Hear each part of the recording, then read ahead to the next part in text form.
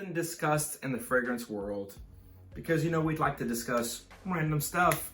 We often talk about which one from each line is the best. What I mean by line, for instance, you have the YSL line with L'Homme, you have La Nuit de L'Homme, you have Eau Electrique, you have Ultime, you have a ton of flankers, and people like to discuss, which one they think is number one. Well, in this video, I'll discuss my top 5 from the Dior Homme line, and I'll tell you which one I think is the best and which one I think is the worst, going from 5 to 1. And yes, this is my opinion. You're entitled to your own, so stay tuned.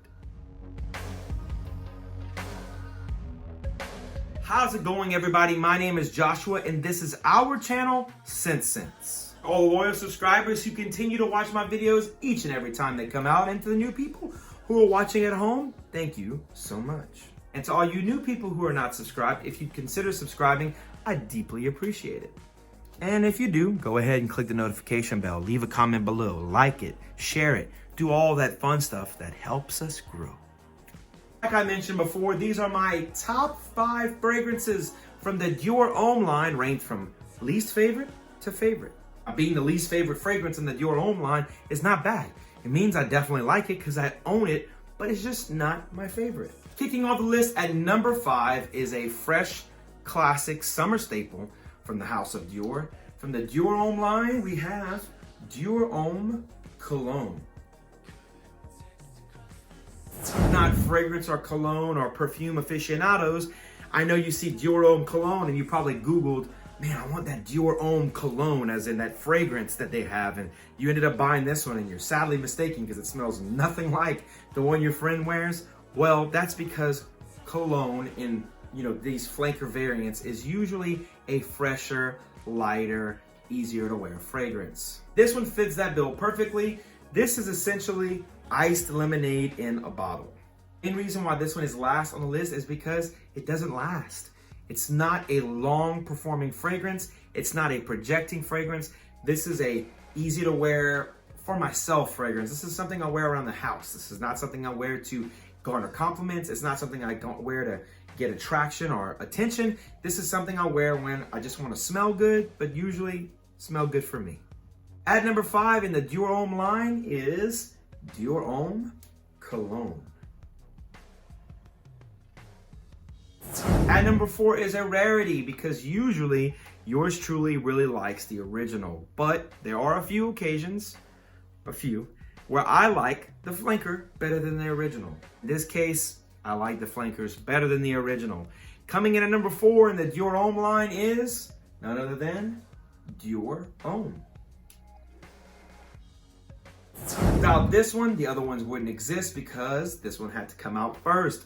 This was a very groundbreaking fragrance because it took what was considered feminine and considered masculine and blended them two together to create basically a metrosexual fragrance. This fragrance was not for the faint of heart when it first came out. I think it's a lot more acceptable, a lot more mainstream nowadays, but this one was just so different and so unique. It took a very long time for me to come around to the iris note that's present in this fragrance, but as I've worn it more and more, I've grown to like it. Without a doubt, the predecessor, the originator of the line, but not my favorite, coming in at number 4 is Dior Homme. At number 3 is a fragrance that people are going to probably make jokes about, mainly because it's the 2017 edition, and it's often the most hated edition of these fragrances because they feel like they ripped away what the fragrance was supposed to be. In my opinion, they made it much better. Better in the fact that this is supposed to be a sport fragrance, and a sport fragrance doesn't smell like iris. From the Dior Homme line, Dior Homme Sport. This is the 2017 edition. This is highlighting the blood orange note in this fragrance. This is a super bright and sporty fragrance. This is something that I would wear on a summer day, maybe even a early fall day when it's still kind of warm. This is something that I think is vastly underrated in a perfect, super great, easy to wear, quality sport fragrance.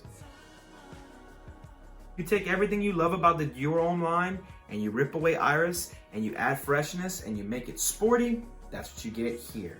Coming in at number 3 from the Dior Homme line, Dior Homme Sport, the 2017 edition. At number 2 needs no introduction. This is a dense, dark, seductive fragrance. This is the heavier, younger brother from the Dior Homme line. From the Dior Homme line at number 2 is Dior Homme Parfum.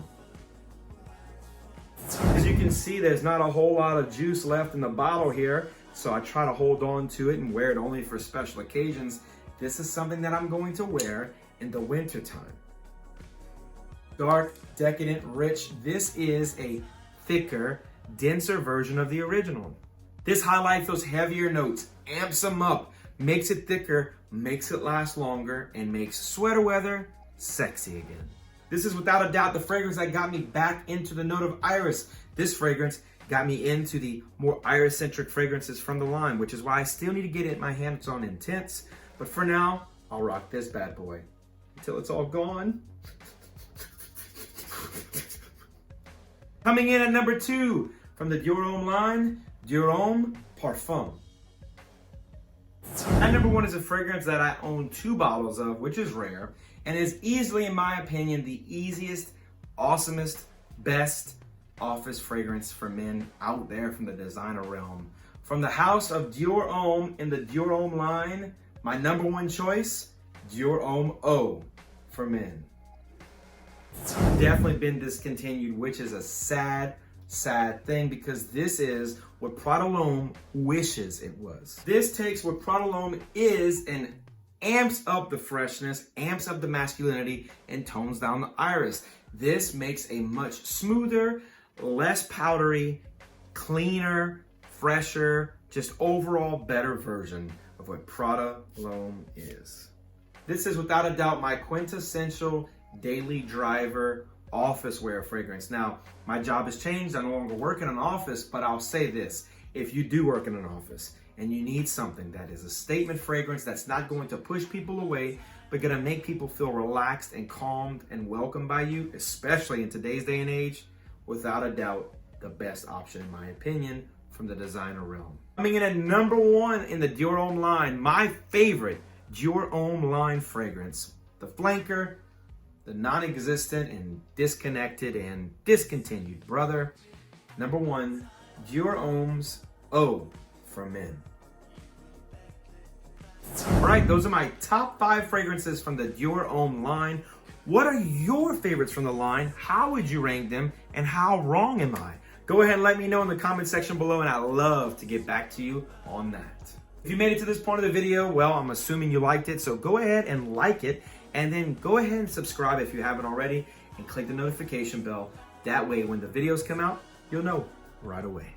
And as always, and most importantly, I'll smell each and every one of you later. Peace.